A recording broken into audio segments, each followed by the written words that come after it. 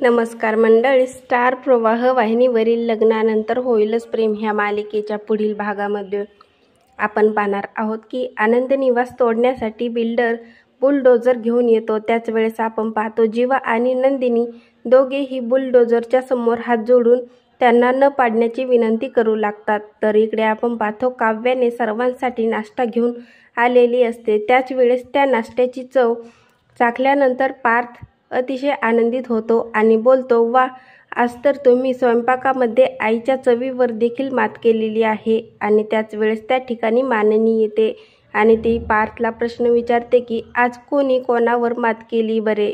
आणि तेव्हा पार्थ आणि काव्य काहीच बोलत नाही। तर इकडे आपण पाहतो जीवाने बनवलेलं हे घर नंदिनी फेकून देते व ते तुटते। त्याच वेळेस जीवा हा नंदिनीला बोलतो, हे काय केले तू, हे घर तर तुटून गेले। तेव्हा नंदिनी त्याला उत्तर देते, हे काड्याचे बनवलेले घर तुटल्यानंतर तुम्हाला जेवढा त्रास होत आहे आणि तुम्ही तर माझे आज आनंद निवास तोडायला आला आहात, मला किती त्रास होत असेल।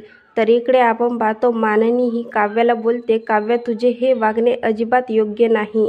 तेव्हा काव्य देखील बोलते, आणि तुमचे आई म्हणून वागणे देखील योग्य नाही।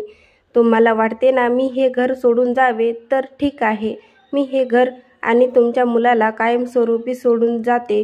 असे बोलून ती आपले कपडे व सामान पॅक करायला सुरुवात करते।